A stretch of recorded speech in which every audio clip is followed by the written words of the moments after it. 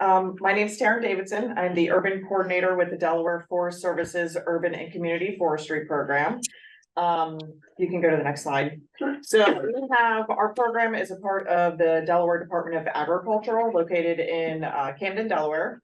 We have 4 programs that make up the Delaware Forest Service, stewardship, forest health, fire, and then urban and community forestry. Next slide. So our urban and community forestry program offers technical, educational, and financial assistance to homeowners associations, communities, nonprofit groups, and municipalities within the state of Delaware.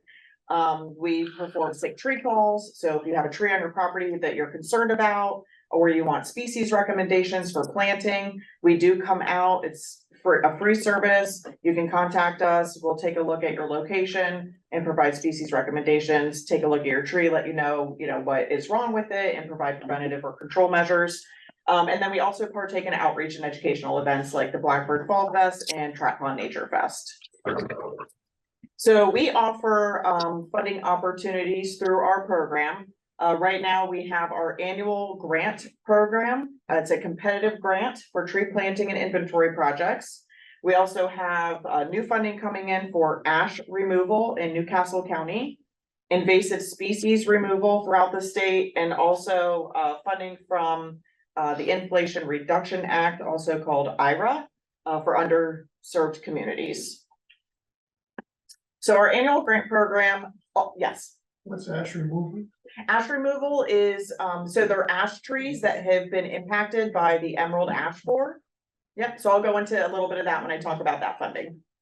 Our annual grant, all of our funding is available to the homeowners associations, communities, municipalities, and nonprofit groups. Unfortunately, we don't do private property funding at this time. We're hoping that sometime in the future, we will have that option available.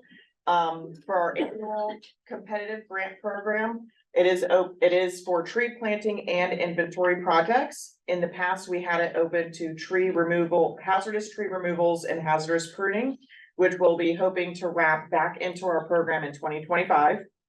It is for public land and open space. So if you're in an HOA community and you have common areas in your community, you can apply for this funding assistance for those common lands. You can apply from anywhere from $500 to $5,000. It is a 50-50 matching grant, so 1-to-1 matching. So if you apply for $5,000 and you would like to see that $5,000 in reimbursement, you would have to spend $10,000 or more. It is a reimbursement grant, so the funds would have to be put up front by the entity first, and then go through the process, the project and the closeout process to receive those reimbursement funds. Site visits are required. We like to work closely with our community, so we want to see your planting location, any species that you have in mind, and then we'll also review the recommended species for that specific site as well. Okay. So typically we offer, our annual grant program is open to both homeowners, communities, and nonprofit groups and municipalities at one time. We typically open those applications from November to March. This year, 2024, we're doing things a little bit differently. We're going to split those entities up. So applications opened November 3rd for municipalities and local government to apply for a spring planting. The deadline for applications is January 26th. And that gives municipalities from March to April or March to May to plant and then submit their closeout documentation by February for reimbursement after that. By June for reimbursement after that. HOAs, communities, and nonprofit groups, those applications will open in March for a fall planting. And the deadline for that is June 14th, and the project deadline would be November. So they have from September to November, the month of November, to complete their project and submit. Once 2025 hits, we might keep it this way depending on how things go, or we may go back to having everybody apply at one time through the November and February for both spring and fall planting. Yes. This is great news to hear that. It's a bit of a pushback cycle for HOAs. what's the impetus for splitting up the grant cycle? So we are a little bit short-staffed right now, Okay. so we're trying to just manage what we have. We had 72 communities request site visits last year. And 52 communities apply, communities and municipalities. So we're trying to just decrease that workload for this 2024 cycle, and then, like I said, hoping to get back into it in 2025, with some extra staff on board. Yes. When you identify that site visits are required, so that's kind of helping us decide, this is what we think, and you're working with us to Absolutely. make sure we're. Absolutely, yes. Okay, next Do slide. you have to be designated a certain type of HOA, like, I thought I heard there was something like it had to be a tree friendly, something like that. You do not have to be a tree-friendly community. However, it does when our council ranks the applications, because the applications are put through our Urban and Community Forestry Council. They do take that into consideration, but they also take into consideration first-time applicants. We encourage tree-friendly status after you get, go through one of our grant programs and get the funding to complete a project. We also encourage first-time communities to apply for the inventory portion of the project. So that way they know what their HOA consists of tree-wise. They know what management practices should be done first, if there's any trees that are hazardous or need to be removed or pruned before planting should take place. So that inventory from the contractor will kind of detail what you have and how you should move forward. And then you can apply for a planting grant. So that's what we encourage, but you can apply for either one, and we will do, base our recommendations off site specifics. And you guys do the inventory? No, you would actually, contact a contractor. So part of the application process would be to provide 2 bids from 2 different contractors, for inventory or planting. If you are currently working with a contractor in your community for tree removal, pruning, or maintenance, you may use a bid from that contractor with the existing contract for like the previous year, showing that you do have a contract with them. Okay, thank you. So I do have one question from the chat. Okay. How many grants are given to communities or HOAs each year? Each year it ranges, and it is a competitive process, depends on the funding that we have available as well. So in 2020, I know it was COVID, so we didn't have many, so we had 13 communities receive grants. This year we've had 52 communities receive grants. We also have extra funding coming in. We partner with Denrec's Teddy program for supplemental funding. That's the Tree for Every Delawarean initiative. We have all this extra money for planting trees with the plant 1 tree for every Delawarean. So we do contact them if we need supplemental funding and have worked with them for a few years in the past. So it just depends. And your program is only with trees. It's not for something like the meadows. Correct. Okay. Only trees, no shrubs are eligible. Mhm.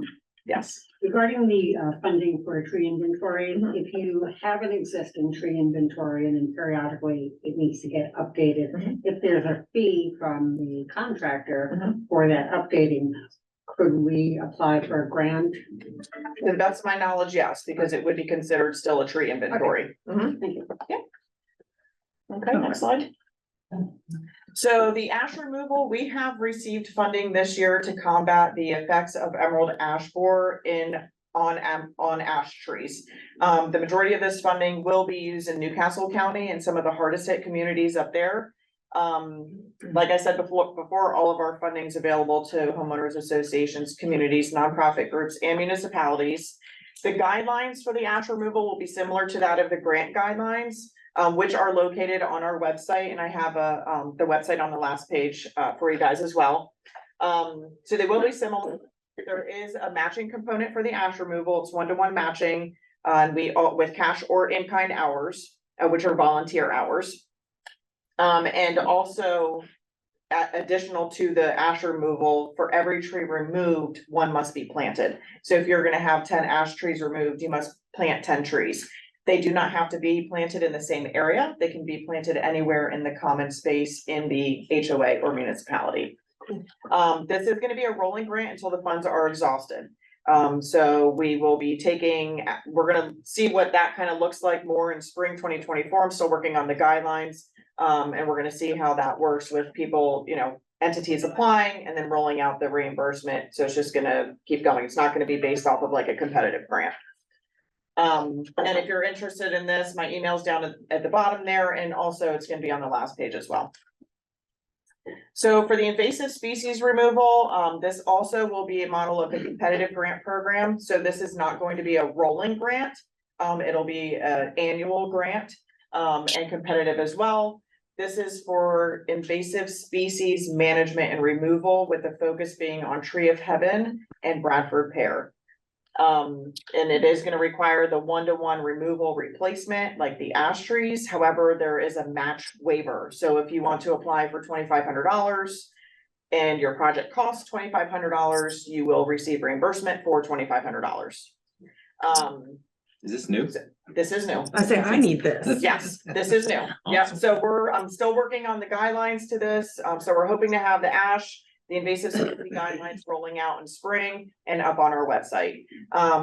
If you would like, if it's, instead of keep going on our website to find out when they're gonna be posted, you can contact me, give me your email address. I will add you to our email correspondence. So when these are posted, I always put out an email blast to the contacts we already have saying, hey, this funding is going to be available this date. Here are our guidelines to review.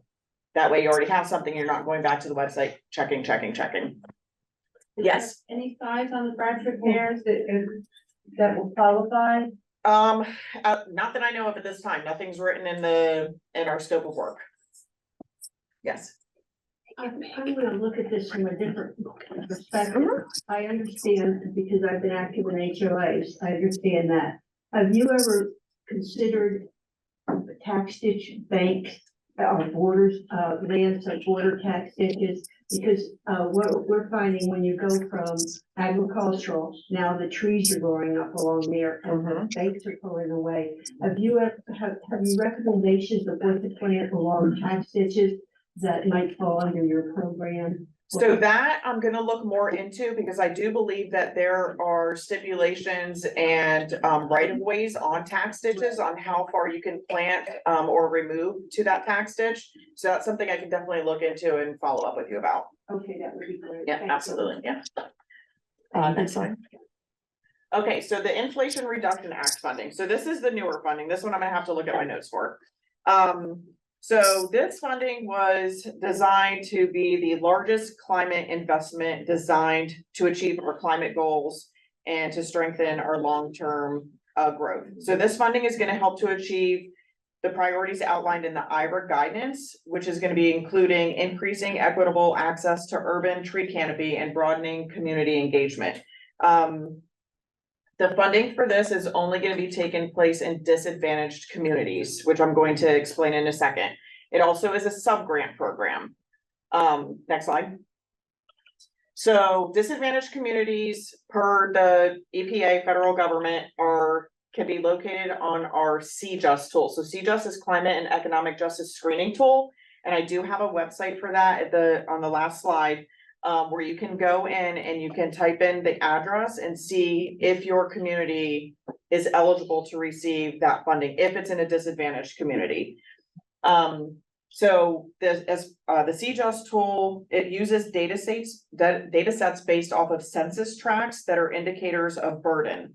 So communities are considered disadvantaged if they're in a census tract that meets the thresholds for at least one of those tools categories of burden, or if they're on a land within boundaries of federally recognized tribes. So the disadvantaged thresholds or burdens are climate change, energy, health, legacy pollution, transportation, water and wastewater, and workforce development. Not all the disadvantaged communities are going to be shown on the map because they are using census tracts that are based off of 2010 boundaries. I'm not sure when they'll be updating the boundaries, but we do have a lot more disadvantaged communities here in the state than is what is showing up on our on the CJUST tool. So at some point in time, those will be updated. Next slide. So I took a sliver of Georgetown. I know our location where we're at now is a little bit south of where that boundary is, but this section of Georgetown does meet a couple of the thresholds. So it meets the workforce development threshold, as far as, low, medium income and poverty, low income, for households. So, and wastewater discharge. So this area of Georgetown, if you were to live in this area, you would be eligible to apply for IRA funding for tree planting, tree inventory, tree removal, management plans, if you need help writing a management plan for the HOA, and outreach and education engagement. So next slide. So this funding is not part of our competitive grant program funding. This funding will be delivered as a sub-grant, which means through our partners. So like we have Blakemore here from University of Delaware. If we happen to partner with UD, we would provide them with the funding. They would provide the funding to sub-grants to communities or entities for that, for you to be able to receive that funding for those opportunities there. So that's kind of how that works. It's a little bit vague on here. I know if you have any specific questions, please reach out to me. I'm more than happy to go more in depth or have a meeting or in-person meeting and discuss this more. If your community happens to fall in one of those areas. We are still working on finding partners for this funding. I'm not sure how soon that's going to take place. But we do have a few years that this funding is available to roll out. I believe it's available for 5 years. So next slide. So that summarizes our grant funding opportunities. So we currently have 4 funding opportunities. Our competitive annual grant program that is open now for municipalities. The ash removal grants and the invasive species grant, those guidelines I'm hoping to have up on our website in spring. And then the Inflation Reduction Act for disadvantaged communities. So I have my email up there where you can email me directly. I also have our urban email at dda-urbanforestry@delaware.gov. Our website is de.gov/Delaware trees. And then that screening tool to see if your community falls within the disadvantaged communities is screeningtool.geoplatform.gov. So does anybody else have any questions? Yes. Can the inventory project, could that be part of that 50/50 if you were going for the first grant? Or that's separate? That's So for our competitive, so the inventory for the IRA funding or for the competitive for the grant? very first one. So the competitive grant, you can Is apply that for inventory or planting. You wouldn't be able to do both. So inventory, say your inventory project costs $7,500, you would get $3,250 back, so up to half of the total project cost. That would be your other part of that match would be half of that cost. Okay, so potentially you could do that this year and then next year Yes. put in for the planting. Absolutely. Yep. Yes. And is there a limitation on the number of years that a community can apply for matching grant? 3 consecutive years, and then we asked to take a year off to do, projects on your own, any maintenance that needs to be done within your community, and then you may reapply. Okay, thank you. Any other questions? We also do not have a size limitation on trees, to plant within our project. So if you want to plant like seedlings in your community and do kind of like a reforestation, type project, that's fine. If you'd rather plant 2-inch caliber trees to have more of an instant gratification, that is eligible as well. You got a question? The ash removal, it's only in Newcastle right now? Right now, it's only targeting for Newcastle counties. Yeah. Anything else? Any questions in the chat? I don't, Okay.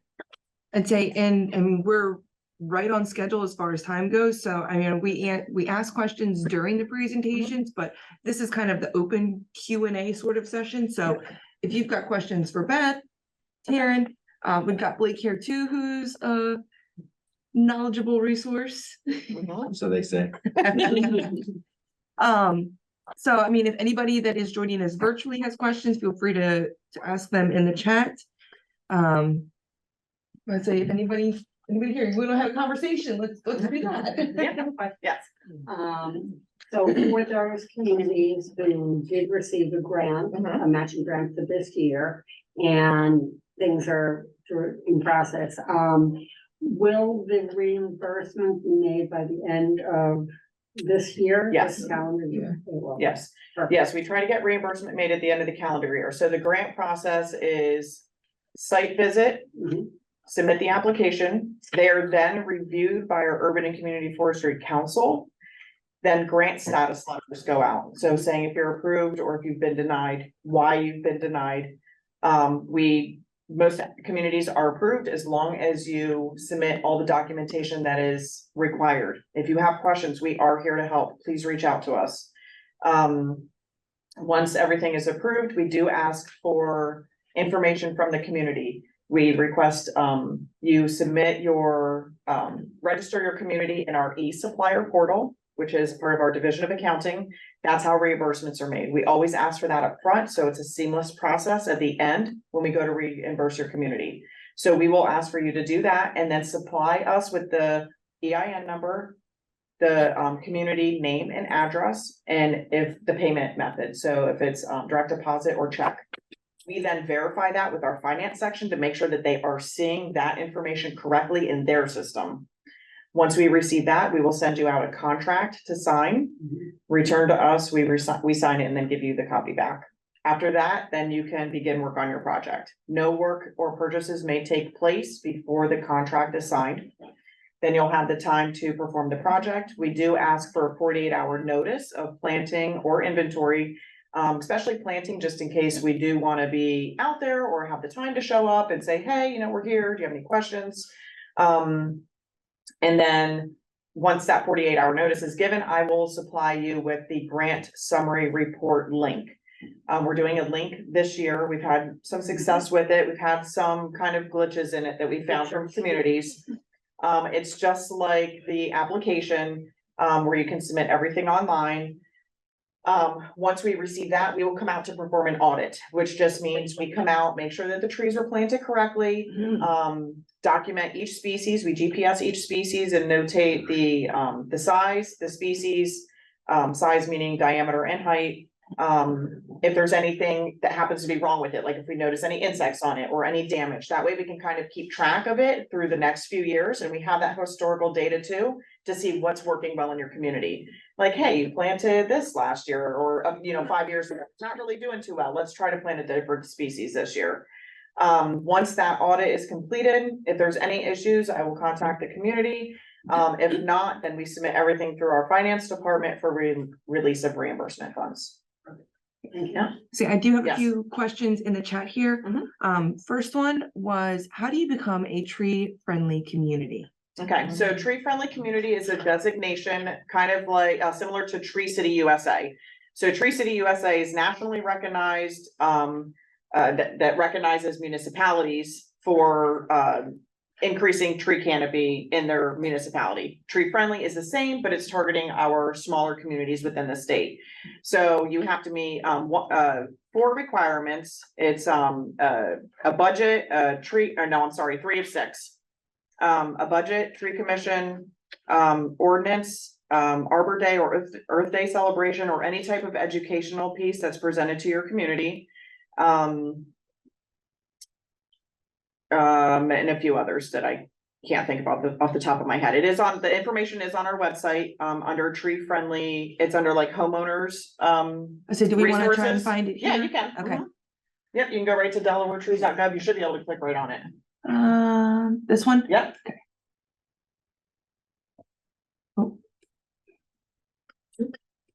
Oh, take out the, I have issues with this all the time. Take out the www. Yes. Okay, now try. There we go. I say, let me reshare this because my virtual guys are not seeing that. Okay. Okay. All right, so then you'll scroll down. So this is our main page. Keep going. And then over on the left-hand side, scroll down a little bit more. You'll open up the tab for Urban and Community Forestry. And then go to resources for, tree recognition programs, I'm sorry. And then we have Tree City USA information. Those are the 4 standards for Tree City USA, and then Tree Friendly Program.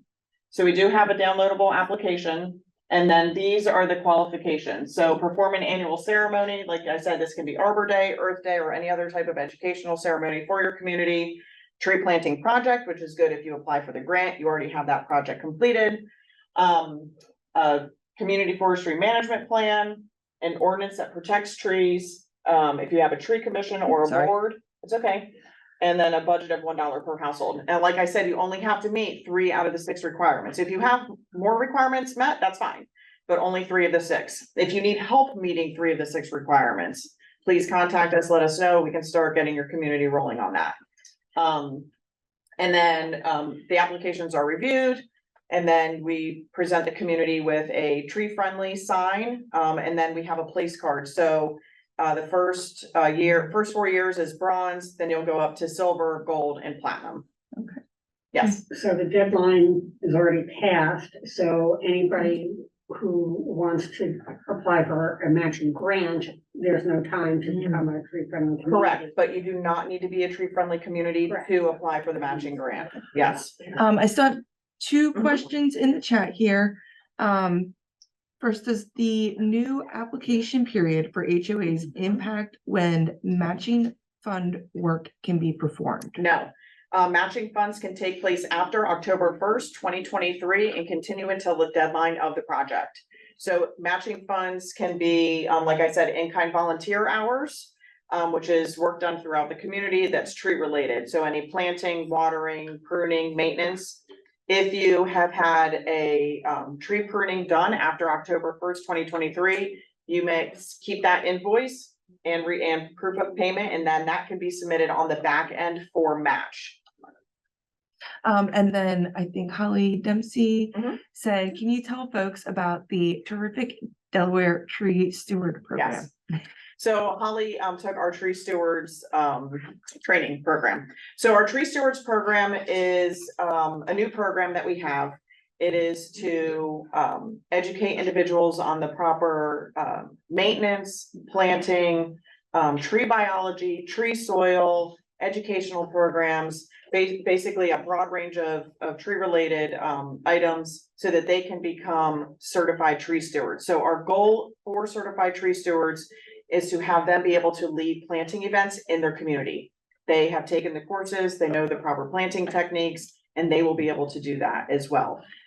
So it's a 4-part training series, or has been in the past. We partnered with Delaware Center for Horticulture this year, as well as Alliance for the Chesapeake Bay. So Delaware Center for Horticulture had 4 in-person sessions. Alliance for the Chesapeake Bay had 3 in-persons or 3 virtual sessions.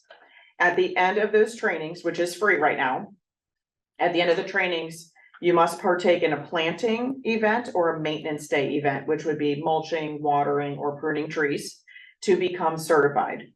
We are hoping to have a tree stewards mini grant for those communities that do have certified tree stewards can apply to receive funds for planting projects. So say you're in a community, you really want to see trees planted in your community, you get the HOA board approval, you are able to apply, you would provide 2 bids.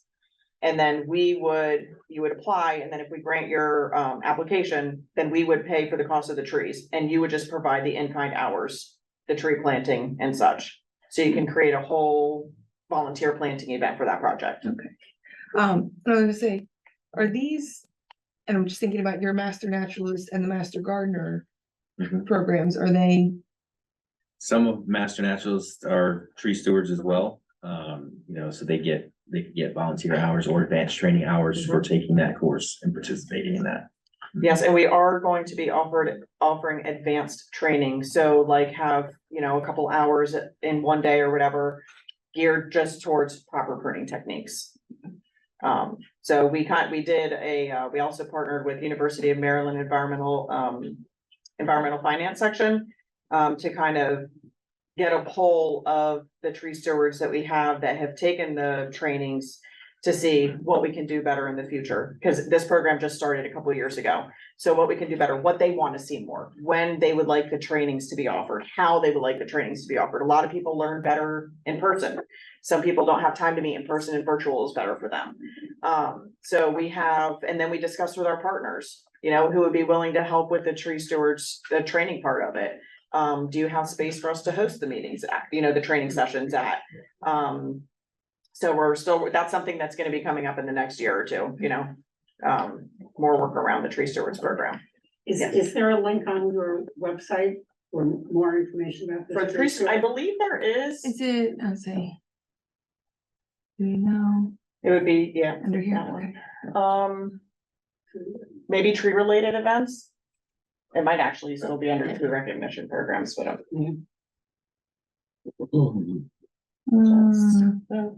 educational opportunities. Go back to the tree related event. Okay, is it under I'm here? pretty sure we updated it with, or tree recognition, I'm sorry. I'm not sure if it's gonna be under there. School, kind of quick. I do have a one pager that I can send out if you wanna send me an email. Or if you wanna, send it to you? me, Yeah, I can absolutely. include it with the follow-up email and also link it on our website. Yes, yeah, I can do that. Okay, great, thank you. Nope, that's. Yeah, I'm not sure if it's been, I thought we had updated it, but. I'll make sure that gets done. Alright. Any other questions in the chat? That's it right now. I'd say we still have time. We've got about 20 minutes or so. Until I say I'll stop the virtual portion of it. I know some people may still hang out, but yeah, if you have any questions for, I'd say, Blake, Beth, anything else, maybe Yep. future topics, or, I mean, if everyone's good, we can end it here and then reveal what our surprise is. Are you able to share any of the communities that have already been awarded these grants that we could work with them? Yeah, so we actually will have a list of communities on our website, after the award process, after everybody has been reimbursed, of the communities that were awarded this year. You did. Okay, I was just gonna hold it up real quick. I can give it back to you. It's handy. So I know the people they can't see me, but I'm stealing a piece of voice. Three things. This is the last of our stormwater workshop, so if you've been to all three, great, thank you. If this is your first one, keep an eye on our website. We try to host these at least one in the fall. Sometimes we do a series. We partner a lot with Extension. Again, we bring in partners because I'm not a subject matter expert on these things, but I think people are interested in these topics.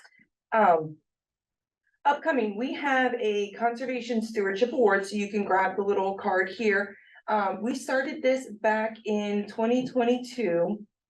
And it's a way to recognize people in the sediment and stormwater part, because Sussex Conservation District is the delegated agency for sediment and stormwater plan review in Sussex County for non-state or federal projects. So your community probably went through our office and was reviewed for compliance, but we have a HOA category this year. And so for HOAs who maybe have started some of these projects, we do have videos on our website from each of our past winners. The first year we had an HOA category, and the winner was Meadows of Beaver Creek, and they had taken on a large community enhancement type of project. So you can see them talk about that. And then like if you've got a pond maintenance company who's done a great job or did additional planting, there's a green conservation category. So our website has information on that. And tomorrow, I'd say for our virtual people, we are having a tree giveaway from 1 to 4 right here. And as you can see, our trees are right outside the window.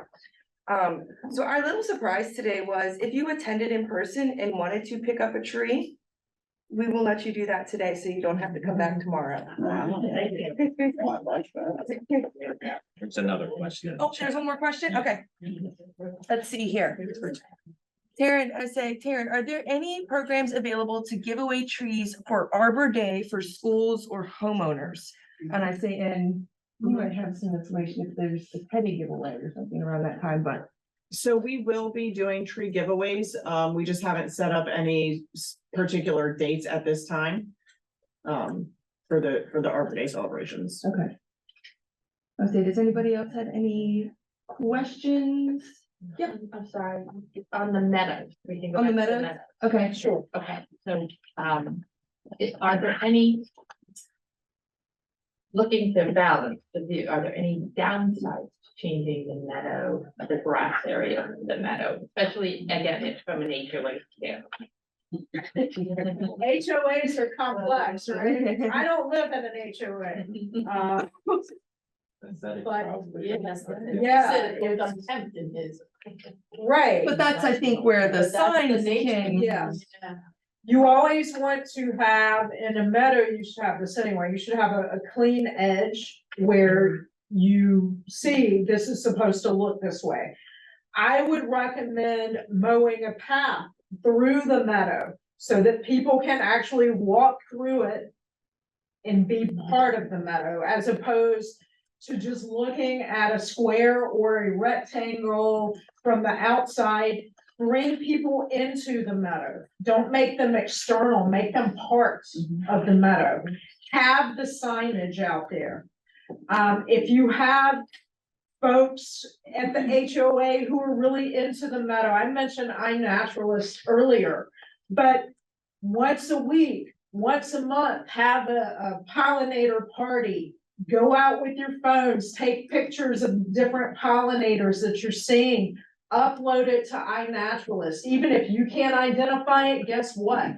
There are wazoo of PhDs on iNaturalist who are looking for your insects, and they will positively ID them. And you can take that information and put together your own, like, hey, we saw this year in our meadow 75 unique bees, 30 unique butterflies, whatever the case may be. You can actually have that information and you can share it with the people at the HOA.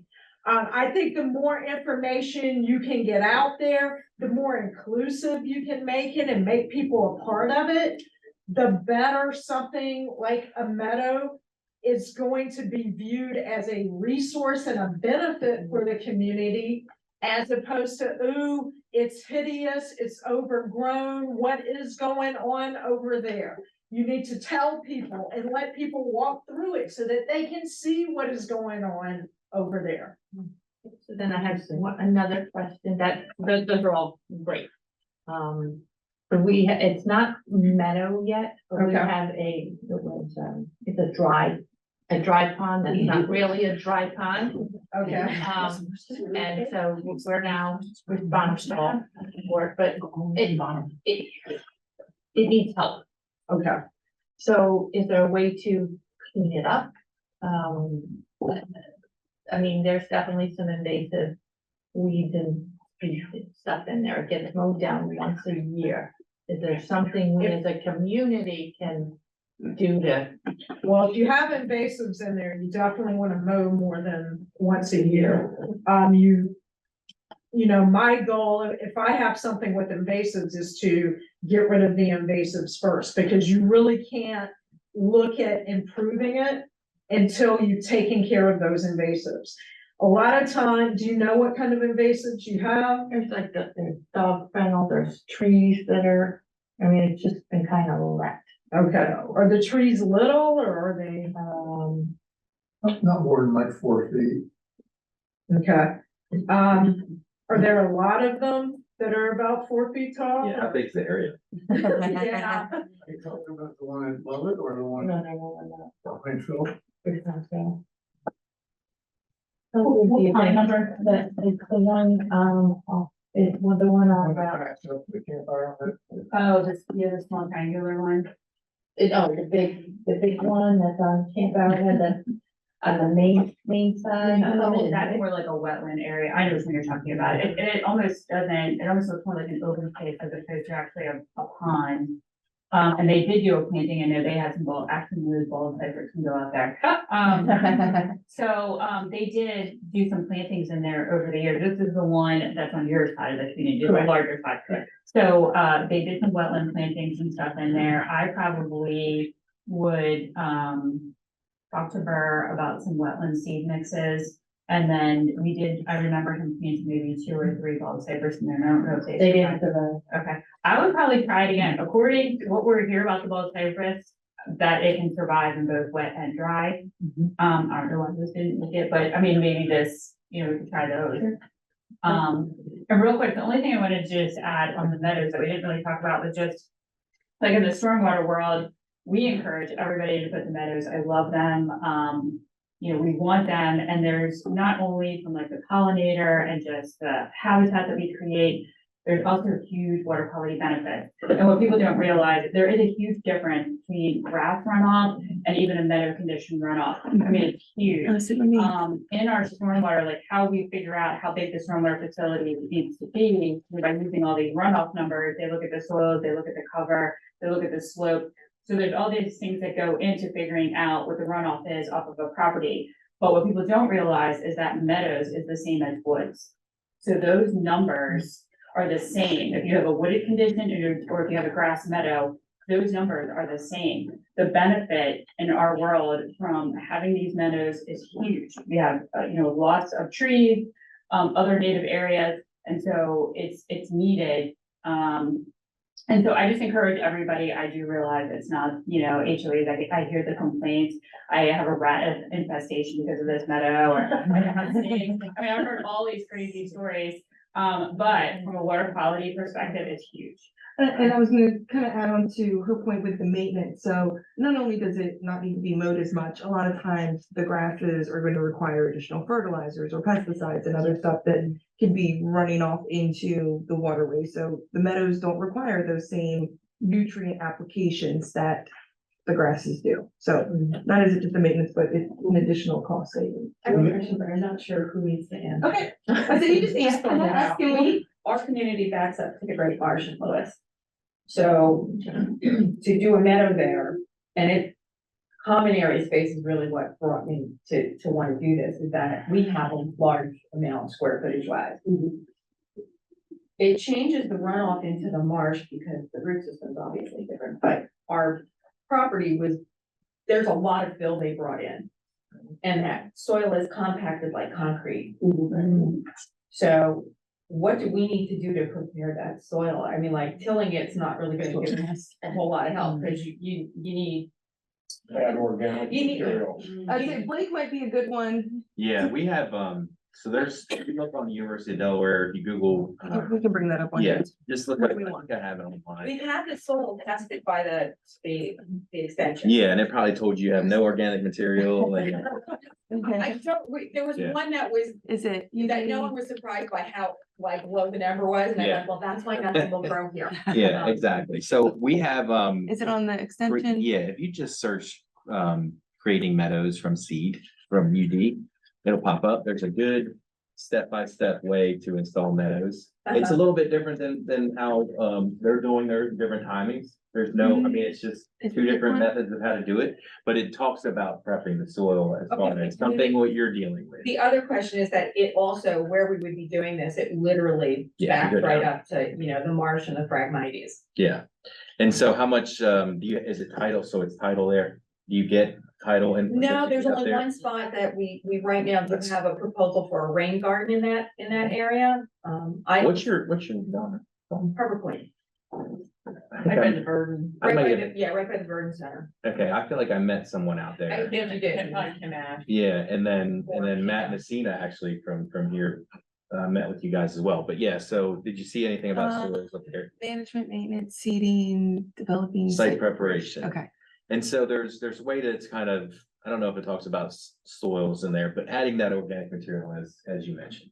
So one of the ways that we install meadows is mixing the seed into sawdust. Right. And obviously, when you put it next to waterways, you're gonna need to put some type of mesh down, like we use jute mesh sometimes to be able to make sure that you're not having runoff. To date, the marsh has never exceeded its. Yeah, area. but you're probably still gonna get some sheet runoff over the ground that's gonna be pushing towards the meadow, so you may have some runoff from that. But adding organic material is a big part of it. So as you can see, I mean, tilling is good if you don't have weed seed there.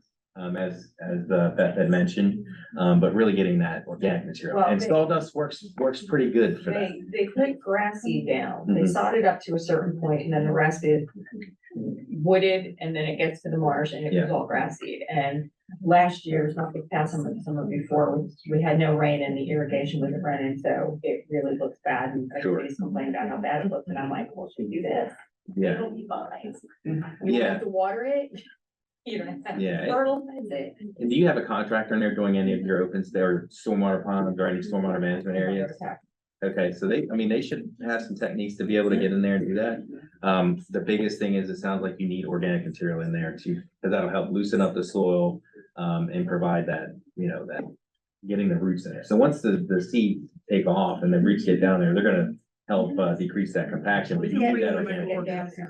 Yeah, exactly. Build that. Healthy soil. So I'm gonna put this pitch out here, And I just saw tomorrow some. night at Georgetown Library, there's actually gonna be, one of my colleagues gonna be talking about healthy soil. It's gonna be a short presentation, but it's gonna kind of cover that a little bit. And then there's gonna be a healthy soils demonstration there too. So you'll see exactly what we're talking about, how if you have just bare soil, how it runs off and how much sediment goes with it. And of course, everything else is going I with the love those sediment. demonstrations. Yeah, it's a really simple demonstration to show, like, if you're. But they're very you have a- visually effective. Yeah, if you have a meadow and it's just how much cleaner the water is, because the plants are using, they're using the filtering, nutrients, right. they're filtering the sediments out.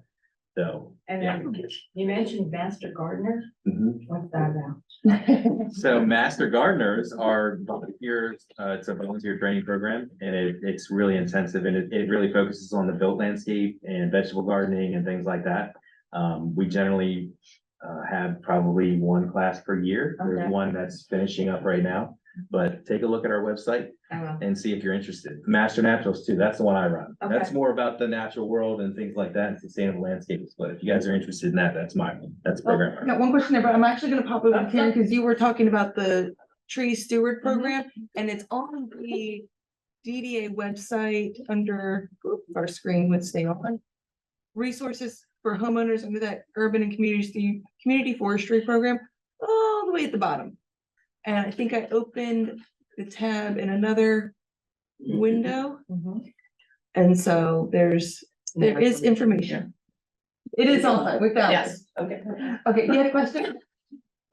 The master gardeners of Suffolk County are starting to form a group to work with the HOAs. And what would be beneficial for all HOAs are starting to get, and maybe putting all these programs together. I know they're working, they're just starting with Sharp, which is also, but because most of the HOAs are gonna be, most of the places that are already in existence in the next 5 years are all gonna be taken over.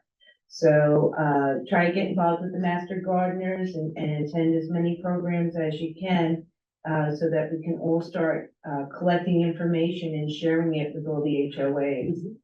Absolutely. Yeah, I'd say there's a lot of great resources here in Delaware, in Sussex County. And that's kind of one of the goals with these workshops too, is to bring awareness to all of the different opportunities that are available. Like, you're not out here on an island alone, like there's a ton of people out here that want to help you. That was a perfect analogy.